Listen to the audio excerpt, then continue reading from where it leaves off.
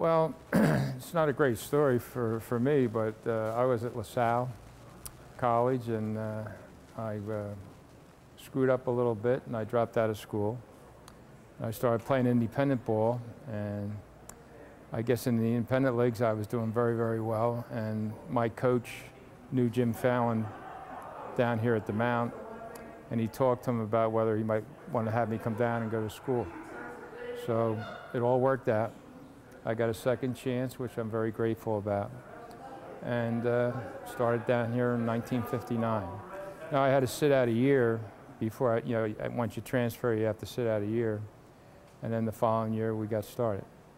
So I'm very grateful to Jim Phelan for what he's done for me in that regard, and we had a lot of success together as a team and a coach. You know, you could pick a lot of them, but I think my last, for me, my back went out. My back was falling apart my senior year, and I missed the last 5 or 6 games of the season. And I was really hurting. And the conference championships were coming up, and I said to myself, I'm not going to sit out. This is the last games I'll play. So I couldn't put my shoes and socks on. I was in a lot of pain, but I went out and played, and we won the championship, and I think I averaged around 23 a game and about 18 rebounds a game. And I was proud of that because I was really hurting, you know, but I was happy that I went out and did it, and I went out a winner at that point, you know, in my last game that I ever played. We tend to get together as a team every 5 years. We've milked the NCAA championship till there's no milk left, you know. We got together every 5 years. We come down to the Mount with the coach.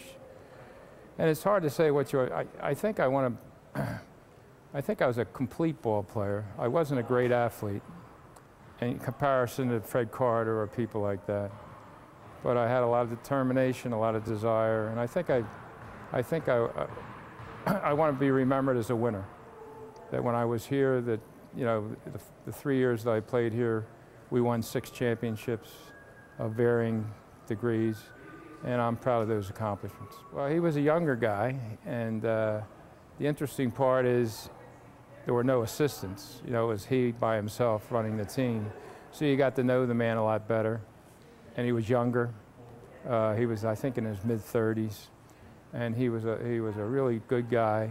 He was a great coach, and he was fun to play for. And we really enjoyed our time together, and I think, you know, it's always been a good memory. Well, I hope I don't choke. That's number one, you know, but I probably will. I've got the speech set up in my mind of what I want to say, and hopefully it'll be accepted, and it's an honor for me to get this award. To go up on the wall with people like Fred Carter and Jack Sullivan, who are great players, and I just wish my mom and dad could be here to see that. But hopefully it'll be a great day. I think it will, and I think everybody will enjoy themselves. Yeah, I mean, they are the cream of the crop.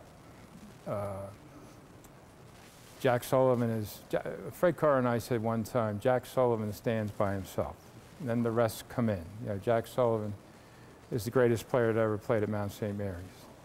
Then I come in, and Fred comes in into the conversation after that. And whoever they think is better or did what they did while they played here, that's up to debate. But I think I belong there, and I'm happy to be with 2 of the best players that ever played at Mount St. Mary's. Well, the coach said to me the first year I played that he had won the conference in 3 years, and he wanted to win the conference championship. So that became like the first thing we wanted to do. And actually, the year before the championship team, we were a better team. We had Jerry Savage still with us, who's in the Hall of Fame. And we were a better team. And we blew a game in the semifinals of the national championship. I'd love to be here talking to you that we won 2 national championships. But I always thought that we had the opportunity to do that, because that first year we were out there, we competed very well. We saw that we could play with anybody. So we basically looked at that as wanting to come back and win the national championship. So that's how we looked at it. Oh, it means everything, because that's all I really care about, having them here, because you know, I could come down here and get this award and have the banner hung up and walk out the back door, and that would be the end of it. Nobody would think much of it, you know. So you want your family here. I want the people that I love and care about here with me, because it's a pretty important day for me. Well, they've been hearing about it for so long. I think that they all love it. They all laugh about it. It's more a fun thing now than a serious thing, you know.